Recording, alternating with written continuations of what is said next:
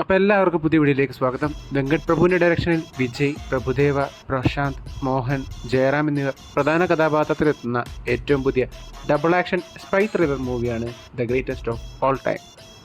Special anti terrorism സ്ക്വാഡിൻ്റെ ഹെഡായ ഗാന്ധിയുടെ പ്രൊഫഷണൽ ലൈഫിലെ മിഷൻ മൂലം ഉണ്ടാകുന്ന വില്ലൻ്റെ റിവെഞ്ച് വർഷങ്ങൾക്ക് ശേഷം ഗാന്ധിയുടെ ജീവിതത്തെ എങ്ങനെ ബാധിക്കുന്നു എന്നതും അത് അദ്ദേഹം എങ്ങനെ ടാക്കിൾ ചെയ്യുന്നു എന്നതുമാണ് ഗോട്ടിൻ്റെ ബേസിക് സ്റ്റോറി ലൈനായിട്ട് വരുന്നത്. പ്രധാന കഥാപാത്രങ്ങൾക്ക് പുറമെ അജ്മൽ അമീർ, സ്നേഹ, ലൈല, മീനാക്ഷി ചൗധരി എന്നിവരും സിനിമയിൽ വേഷപ്പെടുന്നുണ്ട്. വിജയ് തൻ്റെ പൊളിറ്റിക്കൽ പാർട്ടി പ്രഖ്യാപിച്ചതിനു ശേഷം അനൗൺസ് ചെയ്ത മൂവി എന്ന പേരിലും ബിഗിലിന് ശേഷം വിജയ് വീണ്ടും ഡബിൾ ആക്ഷൻ ചെയ്യുന്നു എന്ന പേരിലും സിനിമയ്ക്ക് മോശമല്ലാത്തൊരു ഹൈപ്പ് ഉണ്ടായിരുന്നെങ്കിൽ പോലും ലിയോ ഉണ്ടാക്കി വെച്ച ഹൈപ്പിനെ ബീറ്റ് ചെയ്യാൻ കൂട്ടിന് സാധിച്ചില്ലായിരുന്നു. കൂടാതെ ഉണ്ടായിരുന്ന ഹൈപ്പിനെ വീണ്ടും കുറയ്ക്കുന്ന തരത്തിലുള്ള പ്രൊമോഷണൽ മെറ്റീരിയൽസ് ആയിരുന്നു അണിയറ പ്രവർത്തകർ സിനിമയുടേതായി പുറത്തുവിട്ടിട്ടുണ്ടായിരുന്നത്. ഈ നെഗറ്റിവിറ്റി എല്ലാം മറികടന്നുകൊണ്ട് എന്നിലെ പ്രേക്ഷകനെ തൃപ്തിപ്പെടുത്താൻ ഈ സിനിമയ്ക്കായോ എന്ന് നോക്കാം ഈ വീഡിയോയിലൂടെ.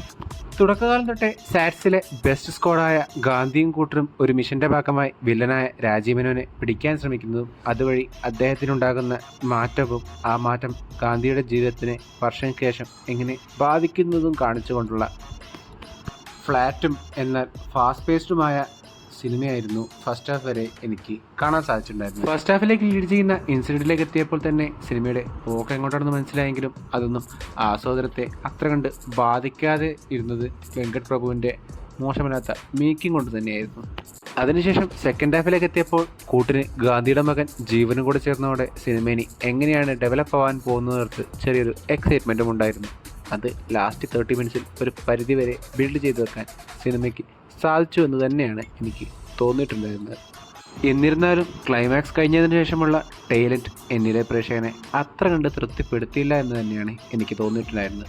കോൺസെപ്റ്റ് വൈസ് നല്ലതായിരുന്നെങ്കിൽ പോലും വളരെ ഫ്ലാറ്റും ഇമോഷണൽ കണക്ട് ഉണ്ടാക്കാൻ സാധിക്കാതെ പോയതുമായ തിരക്കഥയാണ് സിനിമയ്ക്ക് വിനയായതെന്നാണ് സിനിമ കണ്ടു കഴിഞ്ഞപ്പോൾ എനിക്ക് തോന്നിയത്.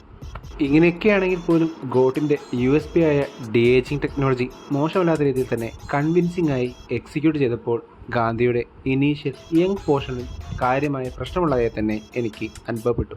1-2 സർപ്രൈസ്ഡ് കമ്മ്യൂസ് എല്ലാം ഉണ്ടായിരുന്നെങ്കിൽ പോലും സിനിമയിൽ ഉപയോഗിച്ച വിജയ് മൂവീസിലെ റെഫറൻസ് പോലെ തന്നെ ഒന്നും ഒരു തരത്തിലും ഇമ്പാക്റ്റ് ഉണ്ടാക്കാൻ സാധിക്കാതെ പോയതുപോലെ എനിക്ക് അനുഭവപ്പെട്ടു. ഇനി പെർഫോമൻസിലേക്ക് വരികയാണെങ്കിൽ വിജയ് അടക്കമുള്ള എല്ലാ പ്രധാന കഥാപാത്രങ്ങളും ഭേദപ്പെട്ട പ്രകടനം തന്നെയായിരുന്നു സിനിമയിലൂടെ കാഴ്ചവെച്ചിട്ടുണ്ടായിരുന്നത്.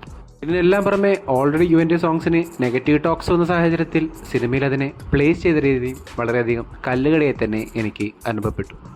എന്നിരുന്നാലും യുവൻ തൻ്റെ BGMൻ്റെ പ്ലേസ്മെൻറ്റ് നല്ല രീതിയിൽ തന്നെ സിനിമയിൽ ഉപയോഗിച്ചതായി എനിക്ക് അനുഭവപ്പെട്ടു.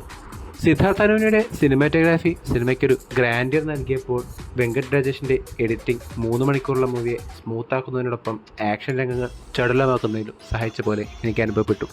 ഇൻ കൺക്ലൂഷൻ, പുതുമയില്ലാത്ത കഥയിലൂടെ പുതുമ കണ്ടെത്താൻ ശ്രമിച്ച പാതിവന്ത ക്ലൈമാക്സ് ഉള്ള മോശമല്ലാത്ത തിയേറ്റർ എക്സ്പീരിയൻസ് സമ്മാനിക്കുന്ന ഒരു ആവറേജ് മൂവിയാണ് the greatest of all time എനിക്ക് അനുഭവപ്പെട്ടിട്ടുണ്ടായിരുന്നത്. നിങ്ങളുടെ അഭിപ്രായം എന്തു തന്നെയാണെങ്കിലും കമൻറ്റ് ബോക്സിൽ അറിയിക്കുമെന്ന് വിശ്വസിച്ചുകൊണ്ട് ഈ വീഡിയോ ഞാൻ അവസാനിപ്പിക്കുന്നു.